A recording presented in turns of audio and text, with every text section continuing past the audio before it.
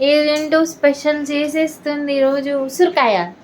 ఉసిరికాయలు ఎందుకమ్మా ఇలా కాల్ చేస్తున్నావు? అయ్యో, ఉసిరికాయ పచ్చడి ఇట్లా చేస్తారా ఎవరైనా? నీకు వచ్చినట్టు కాదు, మంచిగా ఉండేటట్టు చేయవా? మంచిగానే ఉంటుంది.